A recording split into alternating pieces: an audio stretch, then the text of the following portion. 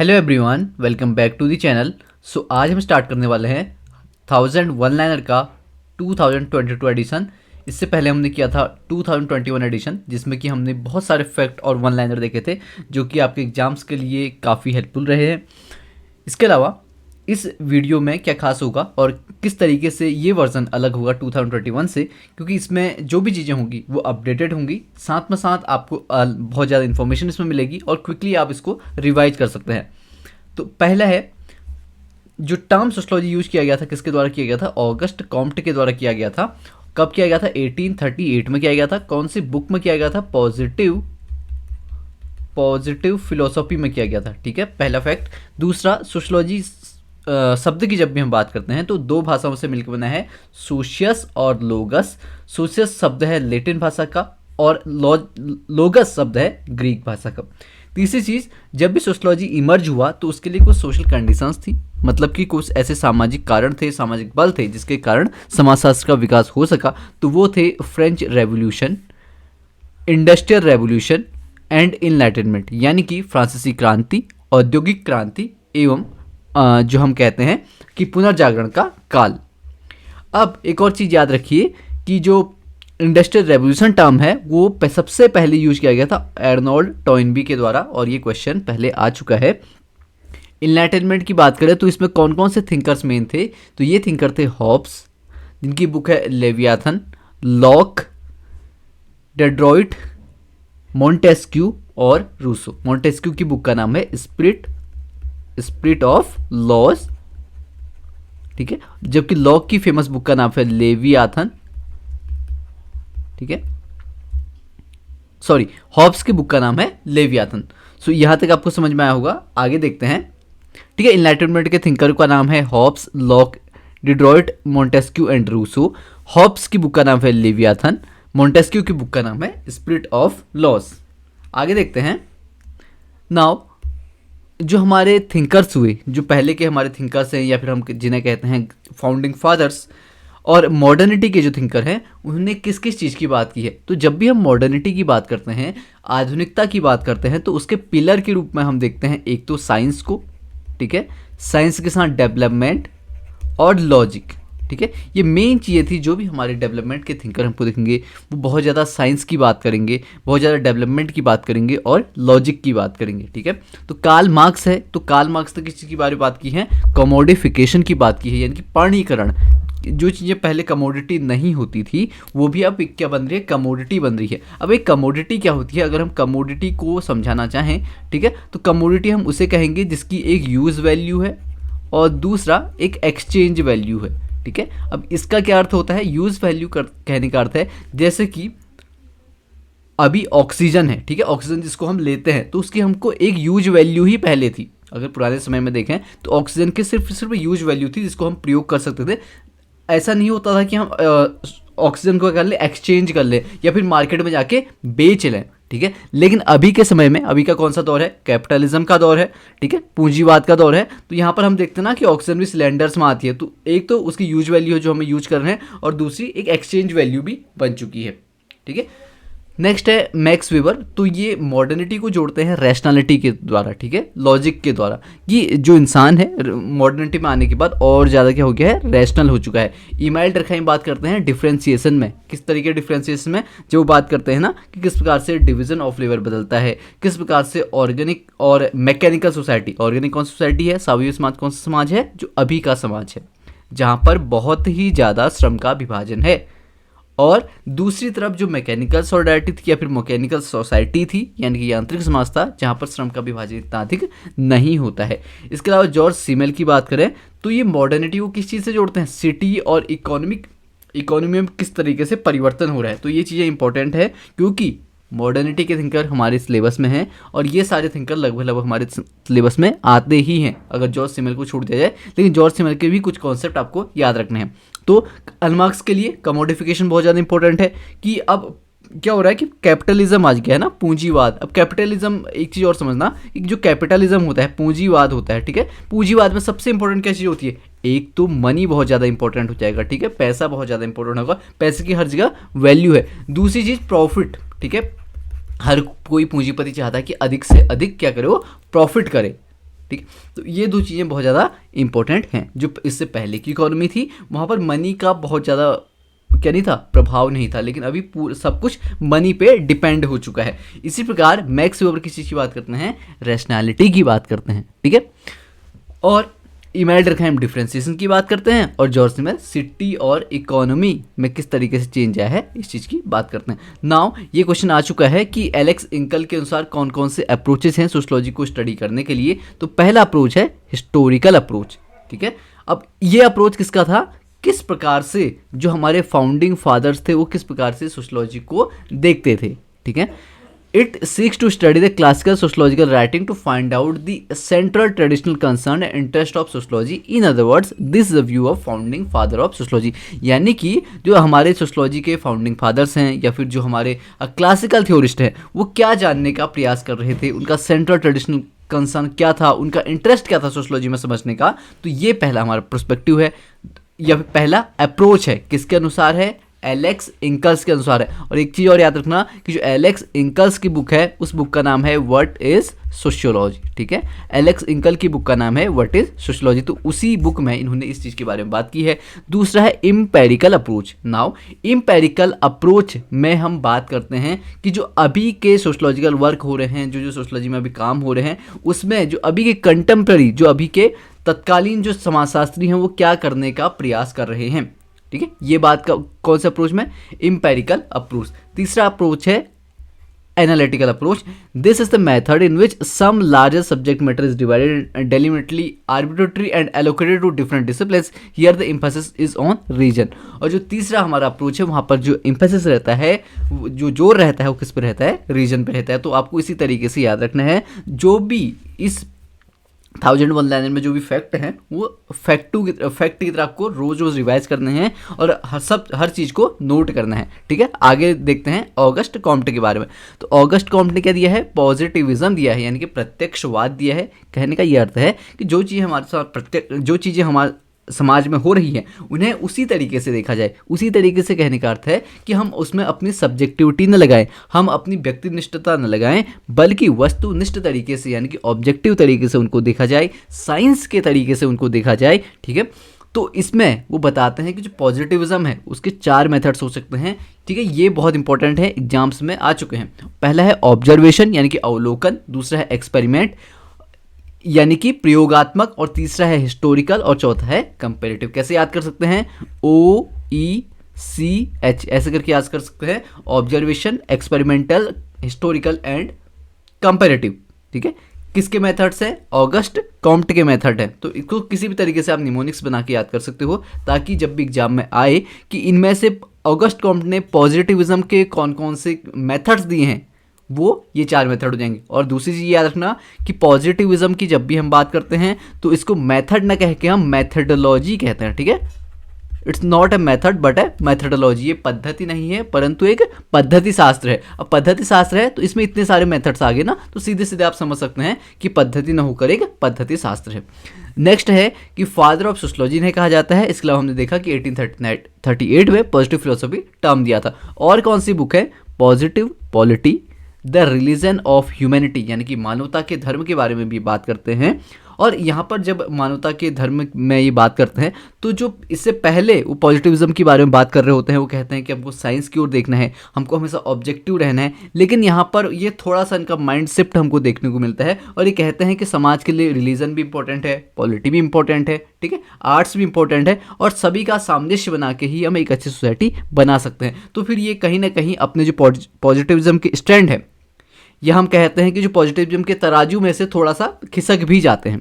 Now law of 3 stages इन्होंने बताई हैं, ठीक है, यानी कि जो हमारा किस प्रकार से विकास हुआ, समाज किस प्रकार से विकसित हुआ, यानी जिसे हम कहते हैं चिंतन के 3 स्तर, किस प्रकार से जो ह्यूमन थिंकिंग थी वो डेवलप हुई। तो उसके अनुसार 3 फेजेस बताए हैं। पहली तो है थियोलॉजिकल यानी कि धार्मिक अवस्था, दूसरा इन्होंने बताया मेटाफिजिकल, ठीक है। मेटाफिजिकल मतलब कि जो थियोलॉजी है और साइंटिफिक, हम बहुत ज़्यादा धार्मिक भी नहीं है, बहुत ज़्यादा हम क्या नहीं है, साइंटिफिक भी नहीं है या पॉजिटिविस्टिक भी नहीं है, लेकिन एक बीच की एक संक्रमणकालीन अवस्था है, ठीक है। ये कौन सी स्टेज, ट्रांजिशनल स्टेज है, ठीक। इसके बाद मेटाफिजिकल स्टेज के बाद अभी जो स्टेज हम मानते हैं वो है साइंटिफिक या फिर पॉजिटिविस्टिक स्टेज, यानी कि वैज्ञानिक या फिर प्रत्यक्षवादी स्टेज को हम अभी की स्टेट को मानते हैं। नाउ ये स्टेज तो हमने देखा ना कि एक के बाद एक आ रही है, लेकिन ऐसा भी हो सकता है कि किसी समाज में तीनों स्टेट एक साथ भी एग्जिस्ट कर रही हूँ। ठीक है, मान के चलिए कि जो आपके दादा दादी हैं वो अभी थियोलॉजी पे बहुत ज़्यादा भरोसा करते हैं, उनकी मतलब जस्ट एक एग्जाम्पल है। ठीक है, और वो क्या कर रहे हैं, हर चीज़ को थियोलॉजी के साथ जोड़ रहे हैं, हर चीज़ को धर्म के साथ जोड़ रहे हैं, चाहे वो कोई आपकी बीमारी हो रही है, ठीक है, आपको कोई इलनेस है, कुछ भी है, उसको क्या कर रहे हैं, थियोलॉजी के साथ जोड़ रहे हैं। आपके जो पिताजी हैं या पिताजी के जनरेशन के हैं, वो सभी लोग क्या करते हैं, डॉक्टर के पास तो जाते हैं, लेकिन कहीं ना कहीं क्या करते हैं, थियोलॉजी पे बहुत ज़्यादा भरोसा करते हैं, सुप्रीम पावर्स पे बहुत ज़्यादा भरोसा करते हैं। ठीक है, इसके अलावा जो भी हमारे और सारी चीज़ें होती हैं उन पे भरोसा करते हैं, मैजिक पे बहुत ज़्यादा भरोसा करते हैं। लेकिन आप हैं जो कि क्या करते हैं, साइंटिफिक चीज़ों पे ज़्यादा भरोसा करते हैं। तो हमने देखा कि एक साथ ही तीनों स्टेज भी हमको देखने को मिल सकती है। ठीक है, ऐसा नहीं है कि बिल्कुल एक बहुत शार्प डिवीज़न है कि इसके बाद ये स्टेज है। नेक्स्ट है जो थियोलॉजिकल स्टेट है, यानी कि जो धार्मिक अवस्था है, उसके 3 पार्ट हैं, फेटिसिज्म, पॉलीथिज्म और मोनोथिज्म। यानी कि पहला तो हमारा है प्रेतवाद, ठीक है, या फिर हम बोलते हैं आत्मावाद या जीववाद। तो इसमें हम किसी न किसी स्पिरिट पे बहुत ज़्यादा बिलीव करते थे, किसी आत्मा पे बहुत ज़्यादा बिलीव करते थे फेटिज्म में। दूसरा है पॉलीथिज्म, पॉली का अर्थ क्या होता है, बहुत सारे, जहाँ पर और थिज्म या फिर थियोलॉजी किससे रिलेटेड है, धर्म से रिलेटेड है, यानी कि जहाँ पर आप बहुत सारे क्या कर रहे हो, भगवानों की पूजा कर रहे हो, बहुत सारे आपके गॉड हैं। एग्जाम्पल के लिए आग का अलग गॉड हो सकता है, ठीक है, पानी का अलग गॉड हो सकता है, धरती का अलग गॉड हो सकता है। तो इस प्रकार से अलग अलग आपने गॉड बनाए हैं। अब मोनोथिज्म में जब हम बात करेंगे तो हम बात करेंगे कि आपका भगवान क्या है, एक बार भरोसा कर रहे हो। तो इस प्रकार से थियोलॉजिकल स्टेट भी 3 भागों में बटी है, फेटिसिज्म, पॉलीथिज्म और मोनोथिज्म। आगे बढ़ते हैं। अब इसके अलावा इसमें क्या बताया है, हायरार्की ऑफ साइंसेस बताया है। पहला साइंस कौन सा है, मैथमेटिक्स, ठीक है, मैथमेटिक्स पहला साइंस है। दूसरा साइंस कौन सा है, एस्ट्रोनॉमी, एस्ट्रोनॉमी। तीसरा साइंस है फिजिक्स। अगला साइंस है बायोलॉजी, सॉरी फिजिक्स के बाद आ जाएगा हमारा केमिस्ट्री, केमिस्ट्री के बाद बायोलॉजी, और बायोलॉजी के बाद हमारा आ जाएगा सोशियोलॉजी। ठीक, इसी क्रम में आपको याद करना है। और एक शॉर्ट फॉर्म है MAP CBS यानी कि मैप CBS, जिसके माध्यम से आप इनके क्रमों को याद कर सकते हैं। इसके अलावा जो इन्होंने टर्म दिया था, कौन सा टर्म दिया था, सोशल फिजिक्स टर्म दिया था, उसको सबसे पहले सोशियोलॉजी को क्या कहा, सोशल फिजिक्स कहा। लेकिन इस टर्म को क्वेटलेट नाम के एक इंसान थे जिन्होंने कि चुरा लिया, तो इनको अपना क्या नाम रखना पड़ा, सोशियोलॉजी नाम रखना पड़ा। ठीक है, और सोशियोलॉजी को इन्होंने कहा है क्वीन ऑफ साइंसेस। सोशियोलॉजी क्या कहा है, विज्ञानों की महारानी का है। अब नेक्स्ट हम देखते हैं इमाइल डर्कहाइम की बुक्स। ठीक है, इमाइल डर्कहाइम की पहली ये बुक है Montesquieu's contribution to the formation of social science, कि मॉन्टेस्क्यू का क्या योगदान रहा सामाजिक विज्ञान को बनाने में। कब बुक आई, 1892 पे। ठीक है, मॉन्टेस्क्यू। और एक और बुक है मॉन्टेस्क्यू एंड रूसो, वो भी किसकी बुक है, इमाइल डर्कहाइम की बुक है। ठीक है, नेक्स्ट बुक है the division of labour in society, the division of labour in society 1893 पाई। और ये डिवीजन ऑफ लेबर का आइडिया हमने कहाँ से लिया था, एडम स्मिथ से आइडिया लिया था। ठीक है, एडम स्मिथ कौन है, ये फेमस इकोनॉमिस्ट है, और इनकी बुक का क्या नाम है, वेल्थ ऑफ नेशन। ठीक है, wealth of Nations, wealth of Nations book का नाम है एडम स्मिथ की। नाउ अगली बुक है the rules of sociological methods, कब आई थी, 1895 पे आई थी। ठीक है, और इसके अलावा the new rules of sociological method किसकी बुक है, एंथनी गिडेंस की बुक है। एंथनी गिडेंस की बुक का क्या नाम है, the new rules of sociological methods. Next book है on the normality of crime, कब आई थी, 1895 में। ठीक है, इसका मतलब ये भी हो गया कि इन्होंने क्राइम पर भी काम किया है। और क्राइम से रिलेटेड कौन से कॉन्सेप्ट देते हैं, तो वो कॉन्सेप्ट देते हैं एनोमी का। ठीक है, एनोमी का जो कॉन्सेप्ट है वो भी डर्कहाइम से रिलेटेड है। सुसाइड बुक आई थी 1897 पे। ठीक है, इसमें उन्होंने सुसाइड के बारे में बताया था, और ये बताया था कि किस प्रकार से ये मनोवैज्ञानिक घटना न होकर एक सामाजिक घटना है। अब नेक्स्ट बुक है the prohibition of insist and it's origins. तो इंसिस्ट क्या होता है, ठीक है, इंसिस्ट एक टैबू है, यानी कि जो आपके ब्लड रिलेटिव्स हैं उनके बीच में आप मैरी नहीं कर सकते हैं, उसकी मनाही होती है। ठीक है, और इसके बारे में बुक लिखी थी the prohibition of insist and its origin. ठीक है, और कौन सी जर्नल पे, ला एंड सोशोलॉजी पे इन्होंने ये लिखा था। ठीक है, ला एंड सोशोलॉजी इन्होंने एक जर्नल पब्लिश किया था। नेक्स्ट है sociology and its scientific domain, translation of an Italian text entitle. अब ये जो है, इन्होंने एक इटालियन जो टेक्स्ट था उसको ट्रांसलेट करने का काम किया था, और वो ट्रांसलेशन है sociology and its scientific domain. Next है प्रिमिटिव क्लासिफिकेशन, ये 1903 में बुक आई, किसके साथ मिलकर आई, मार्शल मॉस के साथ मिलकर आई, ठीक है। और मार्शल मॉस क्यों फेमस है, इनकी एक फेमस बुक है जिसका नाम है द गिफ्ट। इसमें कहते हैं कि जो गिफ्ट होता है कभी भी फ्री नहीं होता है। अगर मैं किसी को गिफ्ट दे रहा हूं तो मैं ये भी कहते हैं एक आशा रखूंगा कि वो भी मुझे भविष्य में क्या दे, एक गिफ्ट दे। और इसीलिए इन्होंने कहा है जो गिफ्ट है वो है total pre station, total pre STAI pre station, यानी कि जिसकी वैल्यू पहले ही अज्यूम की जा चुकी है, ठीक है। अगली बुक है, बहुत इंपॉर्टेंट बुक है, the elementary forms of religious life. कब आई थी, 1912 में आई थी। इस बुक में क्या बात करते हैं, एक तो ये बात करते हैं रिलीजन के बेसिस पे सेक्रेड एंड प्रोफेन की, ठीक है, पवित्र एवं अपवित्र की धारणा देते हैं। इसके अलावा इन्होंने किस ट्राइब पे स्टडी किया था, तो वो ट्राइब थी अरुंटा ट्राइब, ठीक है, अरुंटा ट्राइब पे स्टडी किया था, ठीक है। ये चीज़ें भी आपको याद रखनी है, ये एक प्रिमिटिव ट्राइब है। नेक्स्ट बुक है हु वांटेड वॉर 1914, किसके कोलैबोरेशन में लिखी थी, अर्नेस्ट डेनिस के। अब ये इसका काल देखिए 1914, यानी कि यहाँ पर कौन सा युद्ध हो रहा है, द्वितीय विश्व युद्ध होने की शुरुआत है, ठीक है। तो यहाँ पर इन्होंने बुक लिखी थी हु वांटेड वॉर। नेक्स्ट है जर्मनी अबव ऑल, बुक आई है 1915 पे। आगे देख लेते हैं। अब ये कुछ बुकें हैं जो डर्कहाइम के मृत्यु के बाद पब्लिश की गई, ठीक है।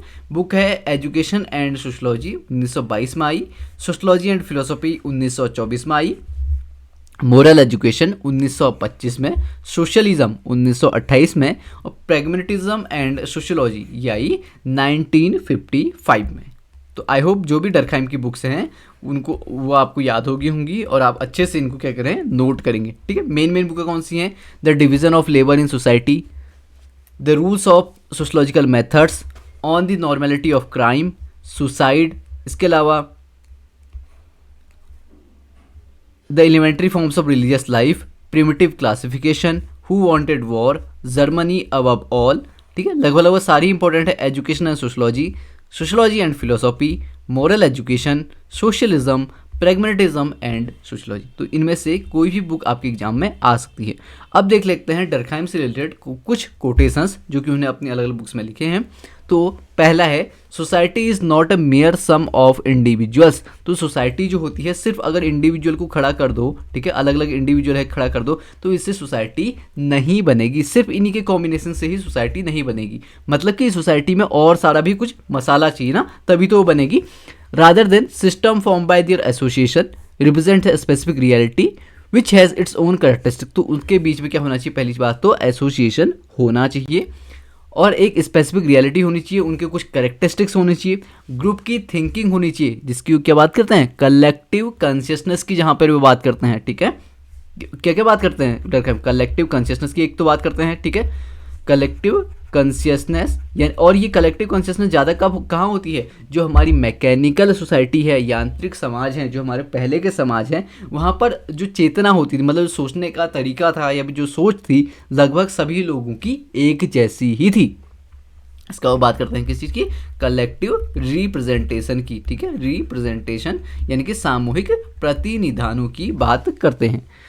तो जब सोसाइटी बनती है तो सिर्फ वो इंडिविजुअल का ही सम नहीं होता, इंडिविजुअल का अगर जोड़ कर दो सोसाइटी बना दो तो ये क्या नहीं बन पाएगी, सोसाइटी नहीं बन पाएगी, बल्कि उनके बीच में कुछ खास कैरेक्टरिस्टिक्स होने चाहिए, ठीक है। इसके अलावा उनके बीच में एसोसिएशन होना चाहिए, एक ग्रुप फीलिंग होनी चाहिए, ग्रुप थिंकिंग होनी चाहिए, जिसके द्वारा ही क्या बनेगी, एक सोसाइटी बनेगी। The group thinks, feels and act quite differently from the way in which its member would wear they isolated.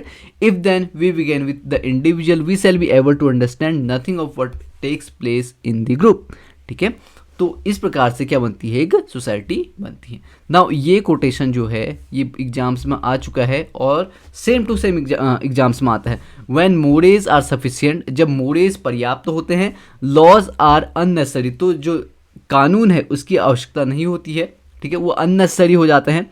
और जब मोरेज इनसफिशिएंट होते हैं तो लॉस क्या होते हैं, इनफोर्सेबल, अनइनफोर्सेबल होते हैं। तो जो भी इनकी वर्डिंग है तो वर्ड टू वर्ड इनको आप याद कर सकते हैं। तो ये किसका कोटेशन है, डर्कहाइम का कोटेशन है और एग्जाम में आ चुका है, ठीक है। तभी मैं इतनी ज़्यादा एम्फेसिस कर रहा हूँ कि when mores are sufficient laws are unnecessary, when mores are insufficient laws are unenforceable, ठीक है। इसी तरीके से आपको याद करना है। नेक्स्ट है if religion has given birth to all that is essential society it is because the idea of society is the soul of religion. तो जो सोसाइटी का आइडिया है, जो सोसाइटी का विचार है, वो क्या है, जो रिलीजन है उसकी क्या है, एक तरीके से हम कहें सोल है। ठीक है, सोल क्या होती है, आत्मा होती है। ठीक है, आई होप आज का जो वन लाइनर था आपको समझ में आया होगा।